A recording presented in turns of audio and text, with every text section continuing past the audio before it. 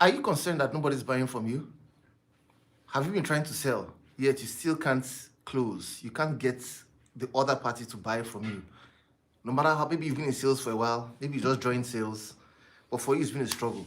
In this video, I'm going to show you quickly how to sell, the steps to a sale. My name is Iyore. I've trained over 24,000 salespeople across 5 countries: Nigeria, Ghana, USA, UAE, Rwanda. I'm an author of several books and resources on sales. I've been featured on a lot of media platforms to talk about successful selling. I worked at an organization where I was given a target to sell to 20 high net worth individuals, and I was able to bring in 21 high net worth individuals to the organization in a single month. I participated in a sales competition where I won, and I was sent for the World Cup for an all-expense paid trip. I also moved to another organization where I was able to double my portfolio by over 100% in just 11 months. I run a company called Ultravantage, and our specialty is in sales force management. So let me go right in. How do you sell? How to sell? Very simple video. It's like a rant from my mind based on my experience in sales. First of all, let's define what selling is. Before I define what selling is, let's understand that there are things that must be done before a sale.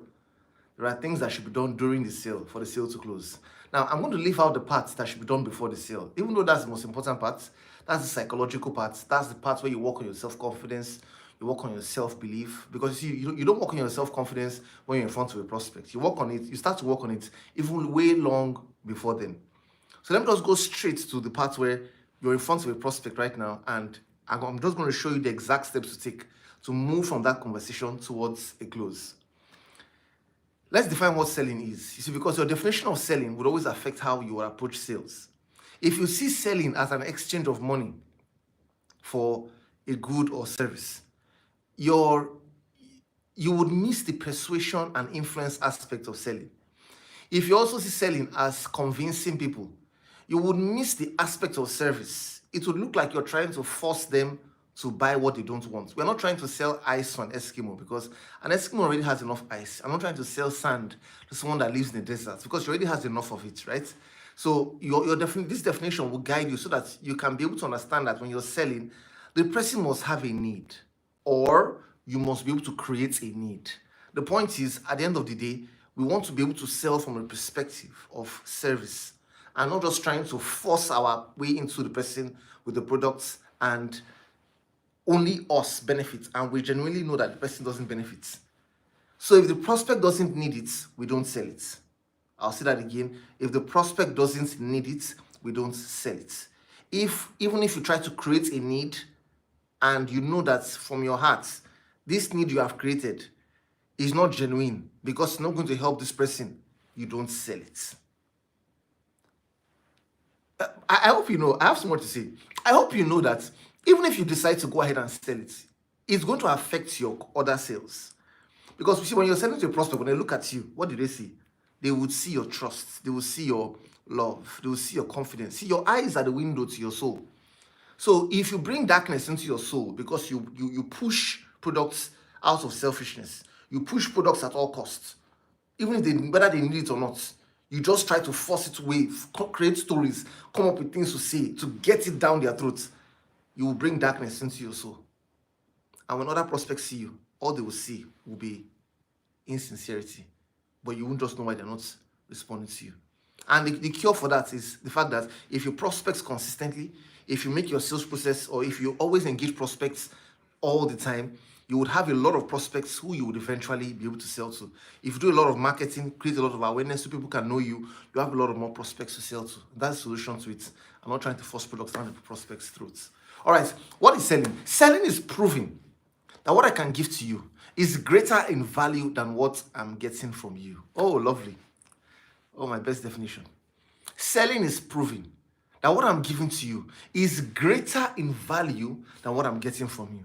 So this means that when I'm selling to you, I'm telling you that, Mr. Prospect, what I'm giving to you, this IT solution, this real estate, these products, this shirt, this shoe, this food, this item, what I'm giving to you is greater in value than the money I'm telling you to pay. If the prospect doesn't see it, he wouldn't act. Now, you may believe that it's greater in value, which is the first thing, of course, that's necessary. Because if you don't believe it's greater in value, you can't convince the prospect, you can't persuade the prospect, you can't make the prospect see that it's greater in value. However, no matter how much you believe it, if the prospect doesn't see it that way, they won't take action.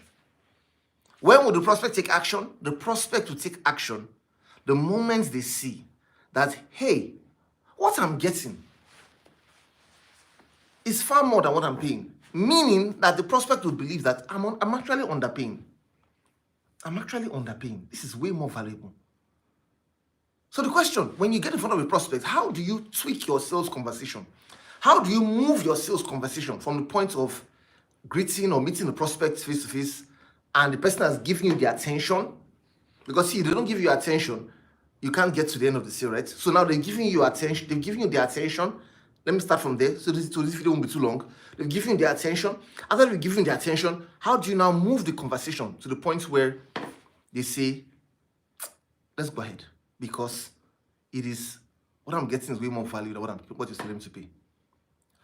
Number one, if you're going to get a prospect convinced or persuaded to do business with you, they must feel you. F-E-E-L. They must feel you. They must get the vibe that you're the best person to work with. They must see your passion. They must see your conviction. They must see your enthusiasm. That's why research has shown that 55% of selling is enthusiasm. They must see the excitement in you. That is what will make them believe you, that, hey, you're actually the person, or this is actually way more than what you're telling me to pay.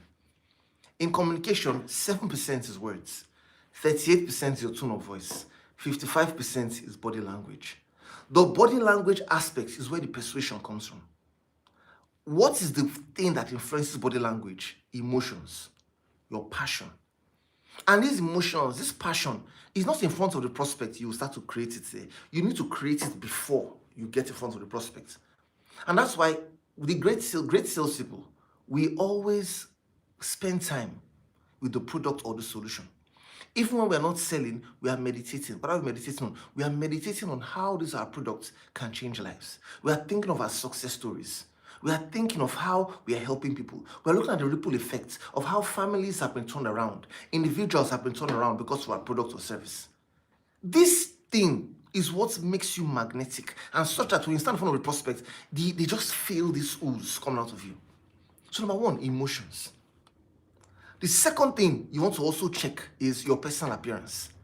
If you stand in front of a prospect to sell, but you don't look like you have been sold, there'll be a problem, right?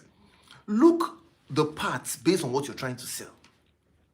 If you sell fast B2C, or business to customer, maybe fast-moving consumer goods, you may not have to wear suits like me, right? Depending on what you sell. But the point is, you need to look clean, presentable, haircuts, beard taken care of. When we talk about appearance, we're not talking about the clothes. We're saying everything from your head to toe, your hair combed, beard taken care of, your hair done properly, smell is clear, breath taken care of. You just want to make sure that your hygiene is on point. Don't let that be a barrier to the decision. The products can be exciting, the presentation can be exciting, but these things can be a barrier. Now, let's assume that conviction, emotion on point, appearance, your business card, the flyer you're using, your outfit, whatever it is, your watch is not cracked on the screen. I'm going to show you many things that could go wrong. Everything is on point. Let's assume. The next thing you want to do, you want to ask questions. You want to ask questions. With the prospects, thank you so much. Hope you don't mind. Can I ask you a few questions just to see how we can be of help to you? You want to ask questions. Ask questions. Because if you ask questions, you'll be able to identify the needs of this prospects. You'll be able to see how this need can solve this prospect's life. You'll be able to see how to qualify, to know if this person is actually the person that makes the final decision. So when you ask questions, you're looking for three things. Number one, you want to know if the person has the financial capacity. You want to know the person's decision-making process. You want to know if it is urgent enough for this person. So you want to use questions as well. Maybe I should make it number 4. You want to use questions to identify the need. Let's know where this need is. Let me also use my questions to even understand you. Because see, when I get to understand you, the prospect, I will be able to know where the need is. I will know if you can afford it, or how much, if you can afford it, yes. I would know your decision-making process. I would know if it's urgent. So with this now, I can move ahead in the conversation to ask for the close. Now, question, how do I know the kind of questions to ask? For most time, let me just give you a basic example, right? Okay, now, there are different products and different services. Some of you are into real estate, some of you are into IT, some of you are into FMCG. So the kind of questions you would ask would vary. But let me just give you a run-through of different kind of questions, maybe across one or two industries. Imagine if I'm selling FMCG solutions, right? I want to sell to a distributor or a wholesaler. One of the fastest things I can do, the easiest things I can start with, is an open-ended question to understand how the person is doing in his business. Mr. Prospect, wow, I've been to other distributors around this area.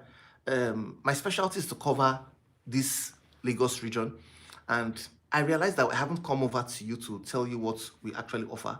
Hope you don't mind. Can I just walk you through in less than a minute?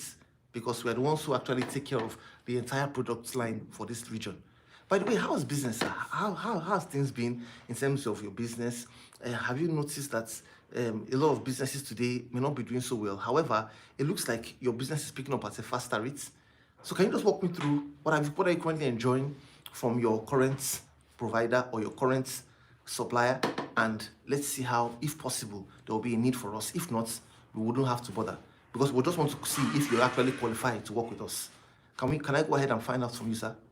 Then you want the person to talk first. The point is that you ask questions first, let the person give you a response. Imagine if you sell IT solutions, right? Same thing. I want to ask questions generally. Oh, Mr. Prospect, we noticed that our organization, you want to talk about your organization first, because you see, if you sell your company first, you establish credibility. You want to tell them 2 or 3 things. Okay, number one, we're the first company in West Africa to be, we've gotten the award for the best. We currently serve 322 of your competitors. We are you want to sell your company first, then you now ask, okay, so for your business, how have you been able to navigate the cost of doing business today in the IT sector? We noticed that for quite a number of people, they've actually, ported to other lines of business because of the cost of running the sector. But for you, I see that you've been moving and getting stronger and stronger. Can you just walk me through 1 or 2 things you've been able to do to stand out in this market at this time? What am I doing? I'm asking questions so that the person can talk. When the person talks, I'll have the opportunity to listen. If you're selling properties, for example, maybe you meet a prospect and the person has given you the attention, right? That's one of the simplest one. Oh, Mr. Prospect, with the rate at which investments are going right now, it's looking like some investments are far more profitable and are outweighing a lot of other investments. For you, can you just walk me through what's your preferred investment option, so that I will just see if you actually qualify to come into our own line of investment, because that would also guide you on if we should do business with you or not.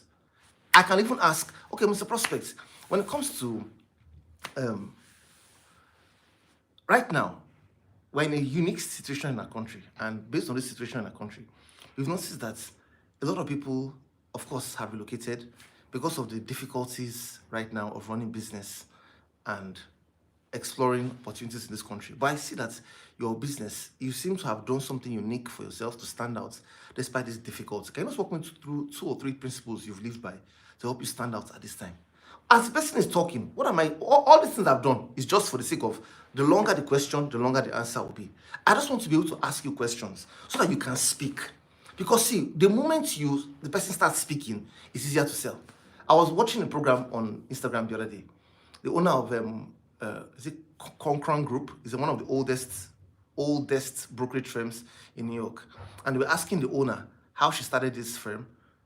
And she said something that touched me. She says, when I used to sell, my technique was I would just ask questions and I would just want to listen. Because when you listen, you will hear from the prospects what they are not saying. You would also hear from the prospect what exactly they want, so that you can be able to see how to solve their problems and provide value to them.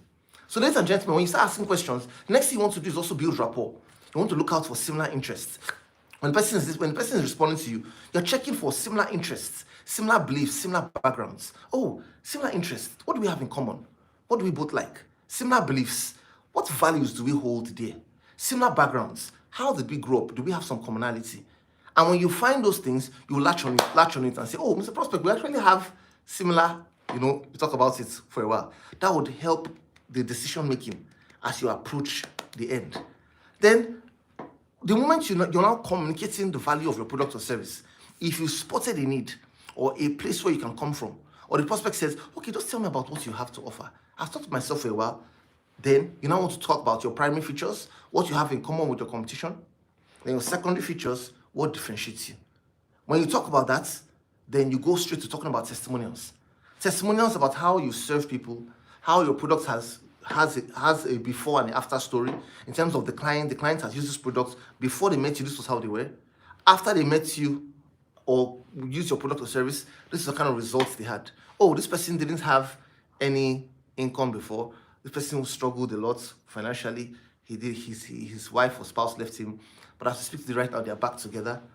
He established a business for himself because of our solution. The point is there should be a before and an after. At least 3 stories you want to share quickly in less than a minute so that the person can be able to move in to make a decision. Then finally, when you're done sharing your testimonials, don't wait for the prospect to talk anymore. Just go straight to the close. So Mr. Prospect, this is what I've said so far. How many units would you be like to get from us? Or what would you like to? You go straight to ask for the close, as though the person has said, how many can I get? So with that, ladies and gentlemen, you learned how to sell today. So like I said, in summary, I said, first of all, prepare yourself, your appearance, the emotions. I said, ask questions, identify the needs, build rapport. Move from rapport building straight to communicating the value. After communicating value, you want to go straight to the close. Remember, establish your credibility, like I said earlier. As you're communicating value, make sure you sell your company. Make sure you should be able to speak like somebody who is an expert in that field you're selling in. So thank you so much for watching. Remember to please share this video with others. If you haven't watched this video, please watch this. This will also help you in your sales. Talk to you soon.